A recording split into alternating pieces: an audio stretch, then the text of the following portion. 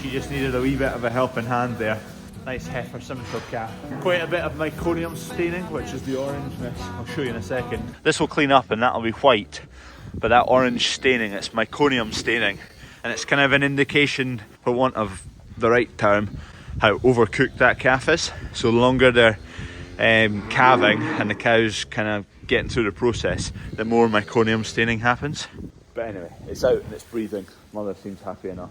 She's a bit weak on her right leg, her nerves have got a bit of damage, I think, but she should recover pretty quick.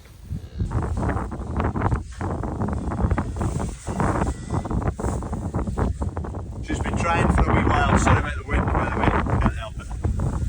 Don't know if quite large hoofs. She's quite a kind of fat heifer as well, so.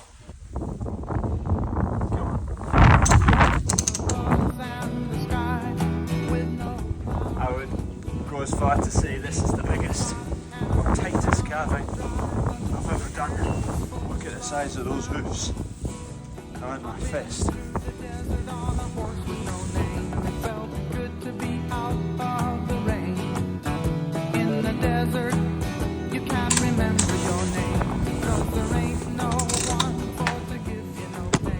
I'm going to phone the vet and see if they've got anyone close by. Those hoofs, they are huge.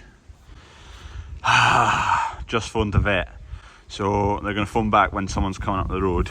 Clyde Vets is half an hour away, so two options. One, take the jack off, feet can slip back a little bit, cow can just lay for a wee while. Option number two is to just try and crack on and keep going with it. Never done a Caesar before, definitely the biggest and tightest calving I have ever dealt with, so I thought I'd swallow my pride and get the experts in. A learning opportunity right now. It's a monstrous thing for a heifer as well, and this was one of the ones that were just too expensive that I shouldn't really have bought, and now karma for buying it. I think I'm going to do the sensible thing and take the jack off, let the calf slip back a little bit, cow will be a bit more comfortable. Fingers crossed the vet's here ASAP. Thankfully there is a vet just in Crawford, which is 15 minutes away, so they've just left right now. Because we've never had a Caesar, I don't know where the line is. I don't know where okay, this is definitely a Caesar, or this is definitely not a Caesar. Where's the line? I'm figuring that out still. I'll get a gauge. If this is a Caesar, I'll get a gauge for how tight is too tight and needing a Caesar. Since I've been focusing on her, the cow that calved earlier has just like spat out half her insides. If she turns around, there is a sizable amount of mass coming out the back end. It's kind of like a prolapse, just like cleanings is all hanging out, plus the insides of the cow. I'll show you. If you don't want to see it, skip to this timestamp. It's pretty gruesome. In 3, 2, 1. Oh, she's turned around. That's not good. Thank God the vet's on the way. Another first for me. I'll try and film when the vet's here, but I don't want to. I'll ask them if they're okay with it, but I don't like to, especially when someone's working under pressure, it will be, where things can go wrong. I don't like to shove a camera in their face, so I'll hopefully just, if they're happy enough with it, I'll try and film it. But if we suddenly skip to the outcome, then please understand that's why. It's not everyone's cup of tea, which is fair enough. Kate Lady's just going to get me some colostrum out the freezer. I took some off of a cow that I'd calved the other day who had loads of milk. So for the calf of the mother who spat her insides out, she's got hardly any milk as well. So it's not going fantastically smoothly this morning. The cow that threw out her calf bed, with her all sorted, Eleanor's pushed it all back in, got it into a nice position, not stitched it. She doesn't really stitch and gets on well with it, so we're going to stick with that, so keep an eye on her. And then we're on for a Caesar with this cow. I'll get the camera up, you can watch along. Fingers crossed it goes well. Eleanor here from Clyde Vets has nipped over from Crawford, and we're going to crack on and get this calf out the side of this cow, and she was teaching me along the way because I know nothing about Caesars. We're trying to be as clean as we can, so we clip all the hair off because there's a lot of bacteria on the hair, and scrub the skin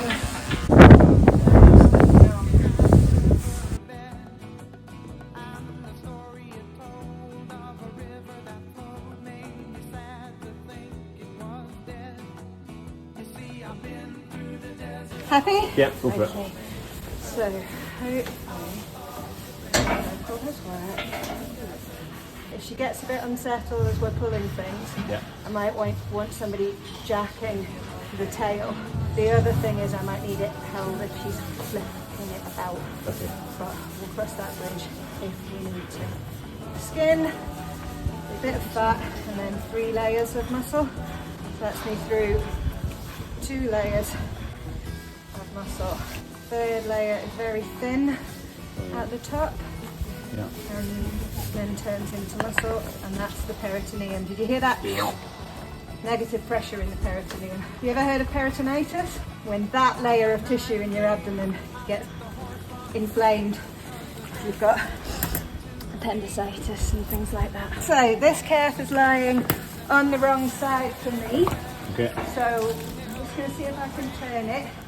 Otherwise I am going to need one of the things that's down there. Yeah. So the uterus is a Y shape. Most pregnancies settle on the left side of the Y. Yeah. Sometimes it goes on the right side. Yeah. This one's on the right side, so the legs are over there rather than here. Okay, so you can have to lift it up and over if you. Yeah, up and over or under. And this is her rumen. Yeah. This is what keeps all the things out the way, but it's also quite a big thing for me to try and argue the calf around. Yeah. I'm going to cut it in there. So, of the packets that are down there, the little one under that purple one, yep, that's the one. So, if you can peel that open and I'll take that from you, just peel it nice and slowly, stop there. Cool, thank you. So this is a guarded knife, that means I can go in there and try and cut it Yeah, okay, yeah. without doing any damage. So you are cutting. The womb open Yeah. to pull the calf out of it. So, what we're going to do to begin with, yeah, can you come over here? Yeah. And you're going to hold on to those ropes and just keep them back at the moment. Yeah, like that. Pull the legs to you now.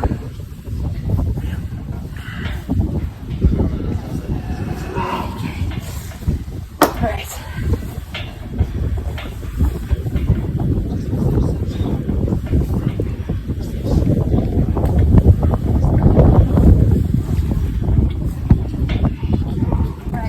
We're going to be lifting calf that way now. Okay. Change where the rumen is. So if you walk round.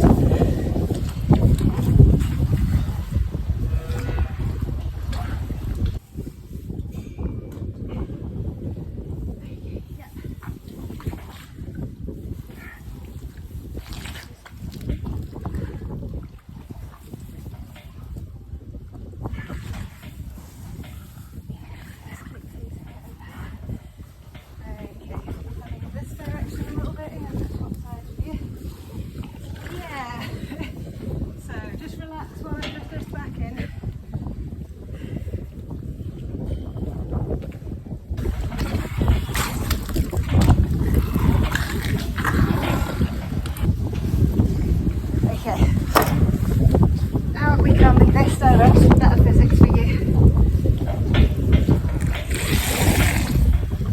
Come on, mama.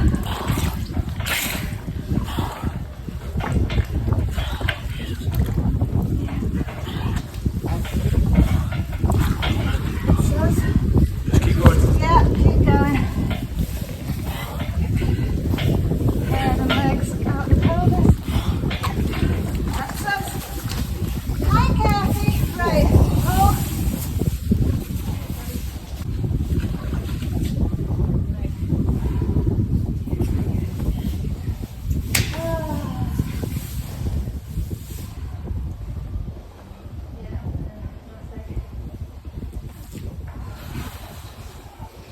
You have a spare calf.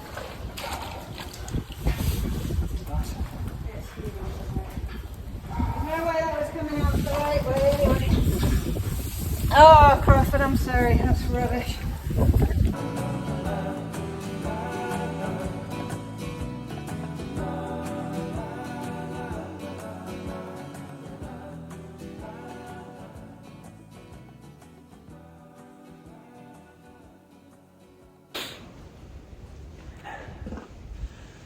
Eleanor, the vet, is away. Caesared cow, and unfortunately, dead calf. It's an absolute huge thing. Not been dead for a long time, but Eleanor, the vet, didn't think we would have got it out alive, regardless of how quick we would have got to it or not. Got to it pretty quick, to be fair. She was just down the road in Crawford. She took the other cow who had lost her calving bed out the back as a priority, so we got her sorted, and then we shifted to the heifer here. Expensive heifer, dead calf, Caesar, a vet bill. Not the most fantastic morning, but that's what happens. It does not all go swimmingly. This heifer was bought in calf to another bull. If she'd ran with our Angus, I think all would have been dandy. She would have calved all right. That thing is huge. I'm going to go and weigh it just to see. 63 kilos. I think last year I had one that was 60, was it 66 kilos? It was out a cow, not a heifer, and I weighed it 24 hours later once it had a belly full of milk as well and all that. 63 kilos out of a heifer. God. There's a calf there sucking, and that is because the cow that calved this morning that put out her calf bed out her back end, one, she's kind of recovering over there, and two, she's got hardly any milk at all. So I thought, this calf's needing a drink, you can go in there because that cow's got milk. And if the cow takes her fine without needing to put a jacket on, I'll just leave those two as a pair. And if the other cow comes with milk later, I'll split a set of twins I've got. Although I won't have a jacket to do anything with them, so we'll just have to persevere and hopefully it'll work. Aside from the downside of a dead calf, I've learned so much this morning. We've never had a Caesar. I've never even seen a Caesar in person. Eleanor was really good, explained everything to me. I don't know if you can pick up the audio on the video or not, but I learned a lot. I was also quizzing her about a lot of different things. I've got cows with a bit of kind of watery back ends, just a lot of different questions. It's handy having, it's good having, you want to make the most of the time when the vet's out because they've got a wealth of information and experience. You're just quizzing them and picking up your own experience and information. So thanks to Eleanor, who also let us film the Caesar. She's stitching away, chatting to me, hardly looking at the stitching. She's clearly done a lot of Caesars. So yeah, nice and neat and tidy job. Cow was pretty chilled out, just sitting there, stitched together, and fingers crossed she doesn't pick up any form of infection or anything. I am slightly less annoyed than I would have been if it was to our own bulls and whatnot, because that's not a normality for us. We'll run this cow with the Angus next, and I'm quite confident she'll be fine. I am also so happy I phoned the vet. I think if I had tried to calve that out of this heifer, I'd have lost the both of them. Quick one, you remember back a few months ago I told you all about a solar application that was going in on the next door farm to us.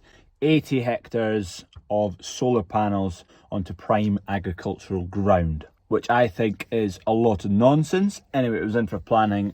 I brought it up. I mentioned the fact that if you supported, then you could please go and submit an objection to the plans. So since then, everything's gone a bit quiet for a while, but we've just had an email back from Perth and Kinross Council notifying of a new application, and they have amended lots of different bits and bobs. Bat surveys, road access, layout, various bits and bobs have been amended. Seems a bit like a kind of smoke screen to shimmy a few things about, go again, let's get it through. And we've got till the 10th of April, so not very long, to submit any new comments or objections to the new application. First time round, we had loads of objections. Thank you very much to anyone who tried to help. And all I could ask now is that if you have received an email from Perth and Kinross Council, it will look a bit like this, and the letter looks a bit like this. There is a link there to go and submit new comments, a new objection, and please, if you could manage to do that by the 10th of April, I would be very grateful. One last point, I have put the email address to make comments to in the first line in the description of this video, and it's right here. So please send objections to the new application to that email address. with this reference number for the application, because this new application is not really going back out to the public again. It's just going to people who objected already. Very, very short window to get new objections in. There seems to have been no look at the points that were made in the objection, which was primarily the loss of prime agricultural ground, loss of food security, and quite a few other major points. One other wee interesting point, the company that are putting in for the planning, they have about 7 different sites they're putting in for planning in right now across Scotland. Interestingly, they have on Companies House £20,000 to their name and 2 owners, one based in Mauritius and one based in Malta. Just thought that was an interesting fact. So we'll try our best to stop good agricultural prime ground going away for solar panels. I could go on a spiel about it, but please, if you can, submit a new objection in the link you've been sent in the email. Thank you very much. We'll see you tomorrow.